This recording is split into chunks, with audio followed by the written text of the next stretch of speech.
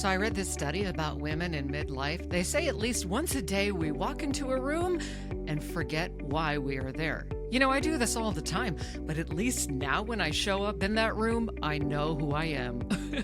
The rest of us are just happy we got some alone time, right? Today we're diving into codependency. They say when a codependent dies, someone else's life flashes before their eyes. When I first heard that, I didn't know whether to laugh or to cry.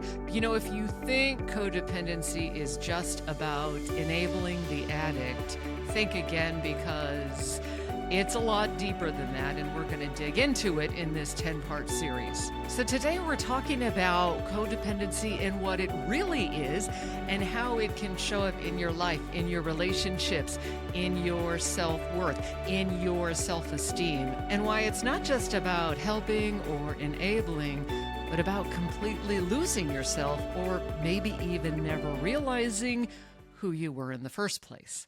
And finding yourself again, because that's what recovery is. It's coming back to ourselves, coming back to who God created us to be, right, friends? So stick around until the end, because this is just the first step in how God's truth can set you free.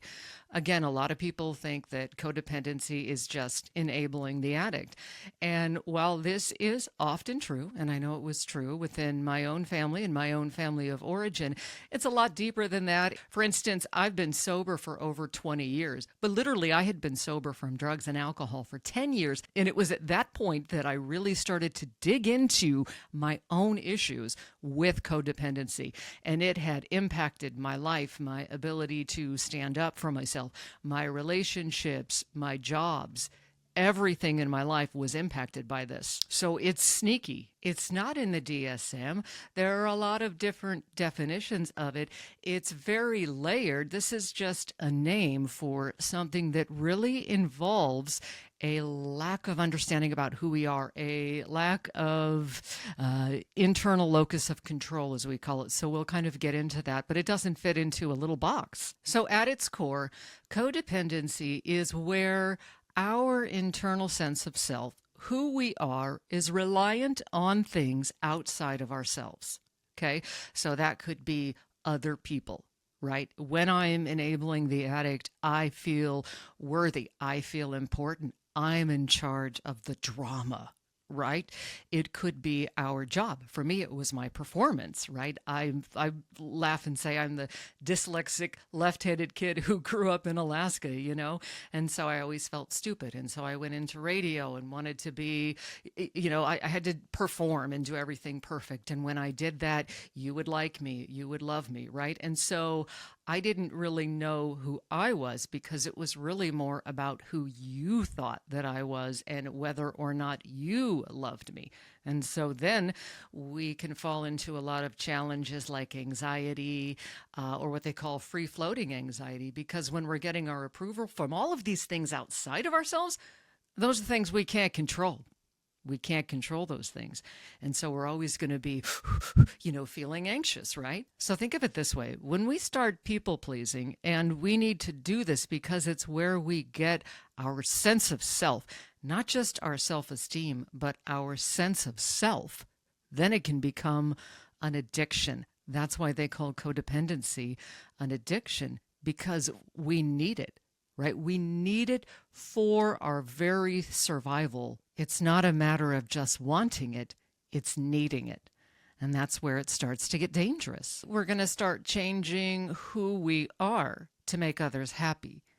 We're going to start compromising. We're going to start doing things against our belief system to make others happy.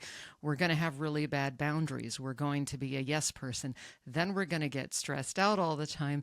And then we're going to be anxious, afraid, or even mad at those other people who we didn't say no to, feeling like they're taking advantage of us, because they are, because we allowed it, see? And then we're going to get into these power imbalances in relationships where we make ourselves small. I used to do this all the time. Oh, that's a cute outfit. Oh, no, it's really not very nice. You know what I mean? Like, I would make myself small if I felt that someone else was jealous or something like that. I would make myself small so that they could feel better.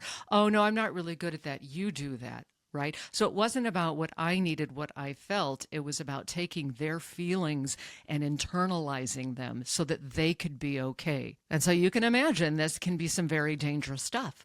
And when it starts really early, then we start stuffing our instincts, stuffing our emotions. And this is what I did. And then when girls do that, right, we get older and we're not standing up for ourselves. We're not following the instinct that says that guy is crazy or this person's a predator, right? So there's all kinds of things that can happen when we stuff our own instincts and we start putting other people's feelings ahead of our own. And so then what can happen, like it did for me, is later on in life, I developed anxiety, panic attacks, addiction, alcoholism. But no one in the world would have ever said, oh, you're codependent. And I probably mention this every episode. Then I read Lost in the Shuffle by Robert Subby, an oldie but goodie, a great book like from the 80s. And he digs into all of it. One of the first therapists to really understand that codependency and addiction, the same thing. Not all the time, but so often the same thing, which is why addiction and codependency runs in families. And we'll get into that in some of the later episodes, because again, this is a 10-part series, and I hope that you'll join me for all of it. So where does this codependency or these codependent relating patterns start? Childhood, right? Like everything else. Because that's where we develop our self-esteem. That's where those attachment styles are built. So if you were taught to ignore your instincts, if there was a lot of emotional invalidation, the simple one is stop crying, or I'll give you something to cry about. So what do? You stop crying, right? And then you become the person that your caregiver wants you to be so that you can get the love, because we will always choose the love over the authenticity when really we need both. So we get the love we want, but we don't know who we are.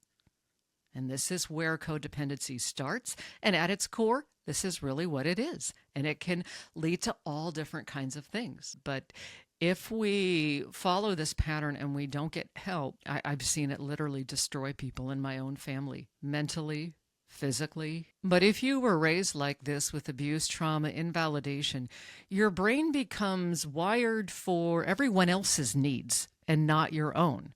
And it becomes almost like survival mode. So it's not that you don't have choices as you get older. You just feel like if you stand up for yourself, if you are autonomous, it feels unnatural, almost like you'll die or something like that. That's how deep this codependency can go. So this self-worth gets kind of tied to everyone else's approval, everyone else's feelings. And we keep going in that direction, even if it kills us, literally. And so this is how those rigid family systems are born that they talk about in the dysfunctional, alcoholic, codependent families. You know, the hero, the martyr, the scapegoat. If you Google this, you can find out all about that. And again, we'll get into that in some of the upcoming episodes. And all these families have these types of roles that we get into, right? It's kind of normal.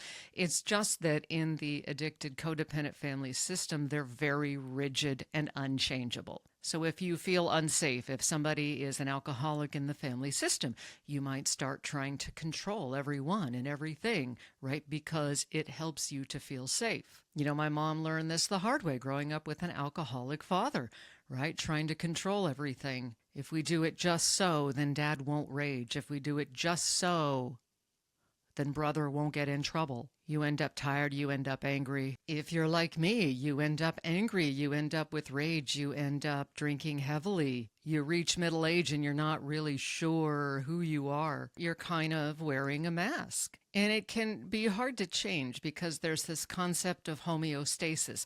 We talked about the rigid roles.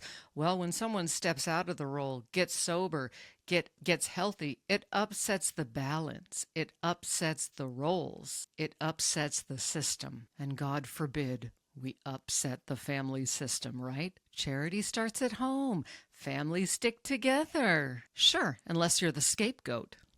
Right? Family's going to have to try to find a new scapegoat if it's not you anymore. This codependent cycle can lead to anxiety, depression, low self-esteem, chronic fatigue, addiction, headaches, diabetes, diverticulitis, stomach issues, and ultimately an early death. Your body keeps score. It's not just emotional, it's physical. And so really the first step is just awareness. Who am I?